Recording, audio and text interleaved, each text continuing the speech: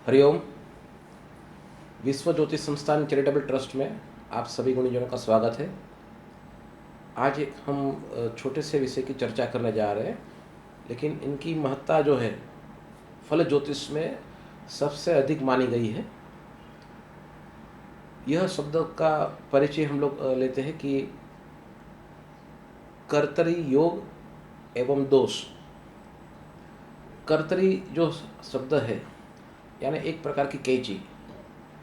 जब ज्योतिष के फल कथन के बारे में हम लोग विचार करते हैं तो कर्तरी योग के जो दो प्रकार है, एक योग प्रकार है और एक दोष प्रकार है। कर्तरी योग के बारे में जैसे अधिक जानकारी ले तो कोई भी भाव से आगे एवं पीछे यदि दो कोई शुभ ग्रह बैठे हों तो उन्हें शुभ कर्तरी योग के नाम से जानते हैं, और यदि कुंडली के जो भी कोई भाव से आगे एवं पीछे पाप ग्रह बैठे हों तो उन्हें कर्तरी दोष के नाम से जानते हैं। आचार्यगण उन्हें शुभ कर्तरी योग एवं पाप कर्तरी योग के नाम से जानते हैं। और उनका अधिक विश्लेषण करें तो कर्तरी योग जो शुभ प्रकार से बन रहा है उनमें भी एक प्रकार बनता है अंशात्मक कर्तरी योग, और दूसरा बनता है अंशात्मक पाप कर्तरी दोष। इनकी एक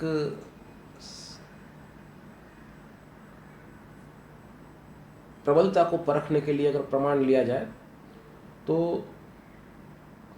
अंश कर्तरी योग है वो एक ही भाव के अंदर भी हो सकता है। मान लीजिए चंद्र जैसा ग्रह कोई एक राशि में बैठा हुआ है, कोई एक भाव में बैठा हुआ है। एक धारणा करते हैं कि चंद्रमा मेष राशि में 15 अंश के ऊपर बैठा हुआ है।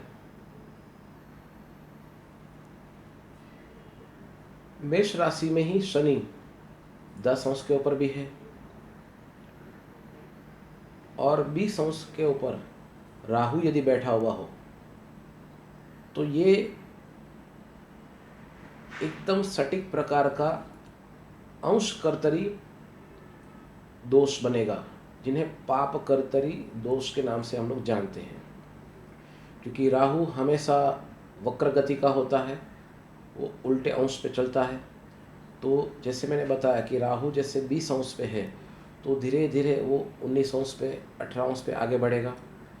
शनि जो 10 अंश पे बैठा हुआ है वो 11, 12, 13 की तरफ आगे बढ़ेगा। तो जो मेष राशि में 15 अंश के ऊपर चंद्रमा यदि बैठा हुआ है तो यह योग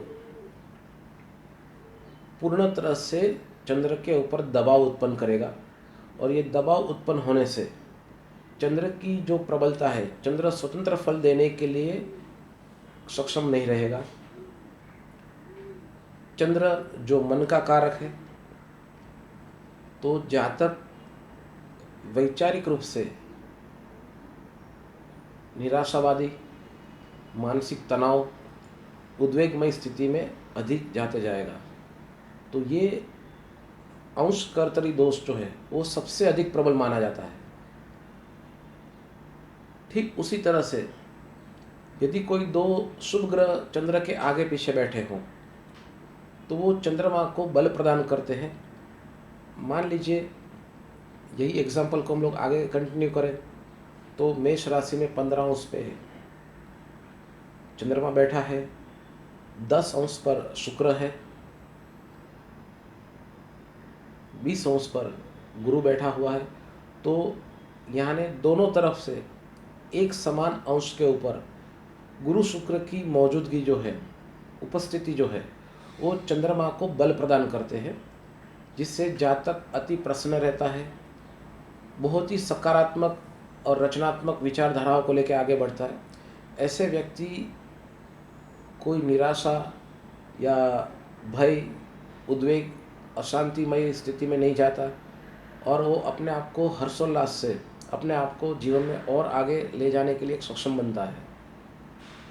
यह हमारे शास्त्रकारों ने अलग अलग प्रकार के जो कर्तरी योग और दोष की जो विविध रचनाएं जो बताई है, तो ये योग कोई ग्रह के आगे पीछे भी हो सकता है। कई बार ऐसा होता है कि कोई एक भाव में ग्रह नहीं है, लेकिन उस भाव के आगे पीछे भाव में यदि पाप ग्रह बैठे हैं तो वो भाव का कर्तरी दोष बनेगा या तो योग बनेगा। शुभ ग्रह बैठे हो तो भाव का कर्तरी योग बनेगा। यदि आगे पीछे के भाव में पाप ग्रह बैठे हैं तो पाप कर्तरी दोष बनेगा। ये विविध भावों में जो जो भाव के आसपास ये योग जैसे बनता है, उस भाव का बल घटाना या तो बढ़ाने का कार्य करते हैं। पहले भाव के आगे पीछे के भाव यानी दूसरा और 12वें भाव में यदि पाप ग्रह बैठे हैं तो पहला भाव हमारे स्वास्थ्य को निर्देश करता है। जातक की सेहत दिन प्रतिदिन आगे चलते हुए निर्बल बनती है, कोई रोग या समस्या का जातक शिकार बनता है। शारीरिक सुखाकारी जो है जातक की घटते जाती है। यदि दूसरे और 12वें भाव में शुभ ग्रह बैठे हैं तो जातक शारीरिक रूप से बहुत ही सक्षम बलशाली होता है। ऐसे जातक साधारण मानव के सामने अधिक काम कर सकते हैं, प्रसन्न रह सकते हैं। उनकी मानसिक प्रसन्नता है वही उनका सफलता का सबसे बड़ा रहस्य बन जाती है। कई बार हम लोग देखते हैं कि कुछ सार्वजनिक जीवनों में कुछ लोग का एकदम तरोताज़ा जीवन हमें प्रेरणादायी बनता है। हमेशा वो एक अपना उमंग और हर्षोल्लास के साथ अन्य लोगों से मिलते जुलते हैं।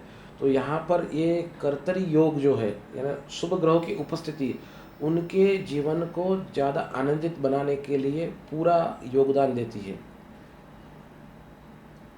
चतुर्थ भाव को लेकर अगर हम विचार करें तो जो लोग कई बार समस्या जैसे हमारे सामने रखते हैं कि भाई हमें चौथा भाव हमारा प्रॉपर्टी रिलेटेड है, जमीन, मकान, वाहन, सुख इत्यादि। तो यदि चौथे भाव के आगे पीछे के भाव में यदि पाप ग्रह बैठे हैं तो ऐसे जातक को प्रॉपर्टी रिलेटेड मैटर्स में, वाहन सुख के बारे में समस्या आती है। यहाँ तक कि चौथे भाव में हम लोग माता का सुख भी देखते हैं, तो माता के स्वास्थ्य के बारे में भी चिंता बनी रहती है। और सेम ये मेथड जो है अन्य किसी भाव के बारे में भी आप लागू कर सकते हैं। विशेष करके दाम्पत्य जीवन का विचार करें तो दाम्पत्य जीवन में भी छठा भाव जो 7वें भाव से 12वां भाव है, जो नकारात्मक भाव है, 8वां भाव जो जातक का आयु का भाव माना जाता है। तो यदि छठे और 8वें भाव में पाप ग्रहों की उपस्थिति हो तो जातक का वैवाहिक जीवन तनावपूर्ण बना रहता है।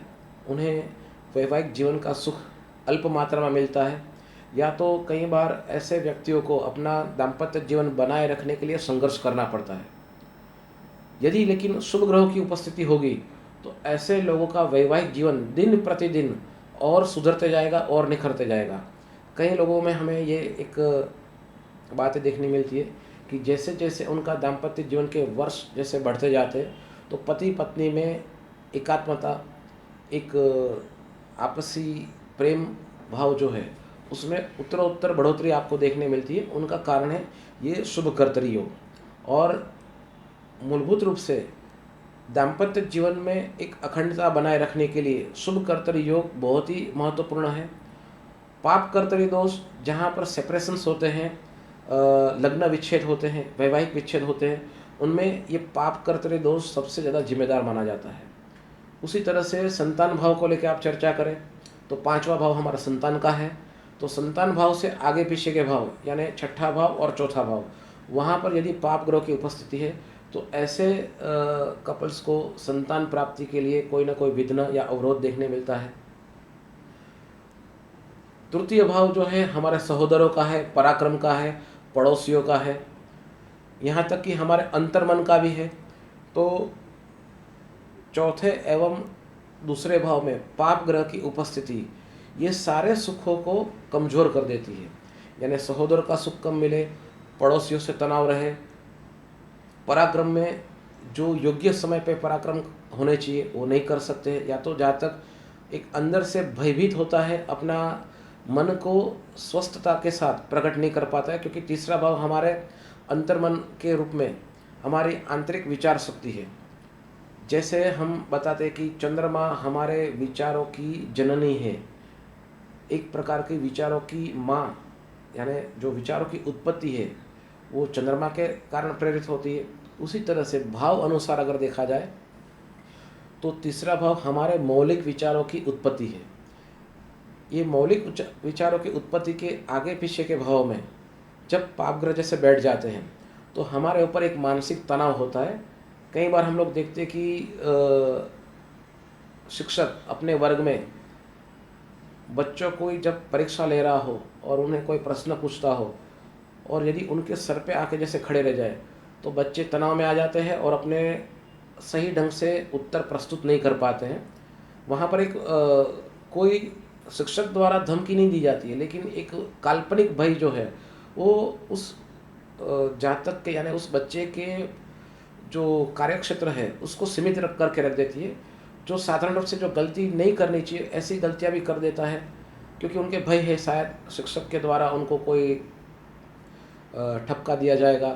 तो ये स्थिति आप हर एक भाव में ले सकते हैं। आपके जैसे जो विद्यार्थीगण हैं जो अध्ययन कर रहे हैं उन्हें ये देखना है कि अपने परिवारों में ऐसे, हमारे परिवार में ऐसे कितने लोग हैं जिनके कोई भाव पाप कर्तरी योग में है या तो दोष में है। यदि कोई पाप कर्तरी दोष में कोई भाव है या कोई ग्रह है तो उनको प्रयत्न के माध्यम से हम लोग सुधार सकते हैं।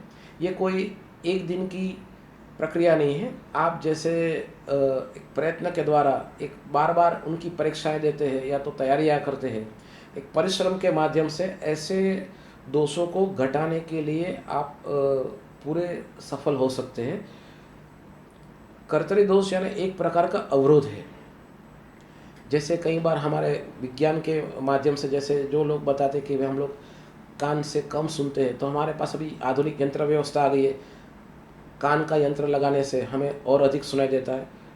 ठीक उसी तरह से जहाँ जहाँ पर हम लोग अपने प्रयत्न के माध्यम से है, कोई अन्य कोई प्रवृत्ति के माध्यम से, कई बार कई बच्चे रुक रुक के जैसे बातचीत करते, जैसे दूसरा भाव के बारे में चर्चा करें तो वाणी का भाव है।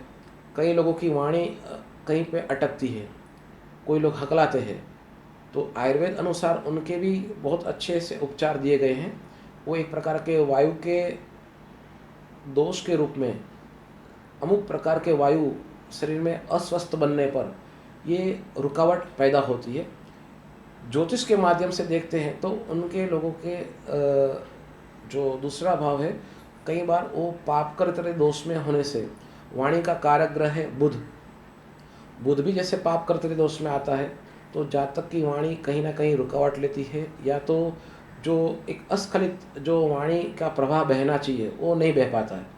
तो यहाँ पर कोई भी ग्रह पाप कर्तरी योग में है या दोष में है, कोई भी एक भाव पाप कर्तरी योग में है या दोष में, उनकी पूर्व जैसे निर्धारित कर कर ऐसे दोषों को हम लोग घटा सकते हैं। और ये बचपन से यदि माता पिता द्वारा यह प्रयास होता है तो ऐसे बच्चे आगे चल के बहुत ही सक्षम बन सकते हैं। जैसे ज़्यादा करके हम लोग देखते हैं कि भाई बुध कुंडली में निर्बल है, बुध यदि पाप कर्तरी दोष में है, तो ऐसे बच्चे गणित जैसे विषयों से दूर भागते हैं, या तो गणित का विषय का नाम आते ही वो लोग थोड़े घबरा जाते हैं। हालांकि उन्हें उत्तर पता होने के बाद भी वो जवाब देने में कई गलतियां करते हैं। हमारे पास 3 ग्रहों का एक प्रमुख माध्यम है। बुध यानी बुद्धिमत्ता है, गुरु यानी ज्ञान, और शनि यानी अनुभव का एक ज्ञान जैसे बताते हैं, कर्म द्वारा जो हम लोग ज्ञान प्राप्त करते हैं। तो ये बुध, गुरु और शनि ये अगर कुंडली में ज़्यादा निर्बल होते हैं तो ऐसे बच्चों की बुद्धिमत्ता में थोड़े अवरोध होते हैं, ज्ञान उचित रूप से संचित नहीं कर पाते, और शनि के माध्यम से कर्म से, यानी कई बार हमारी गलतियां होने के बाद भी हम लोग उनको सुधारने में सक्षम नहीं बन पाते। तो आज हम लोग ये छोटी सी जानकारी के साथ यहाँ पर विराम लेंगे। हरिओम, फिर वापस मिलेंगे।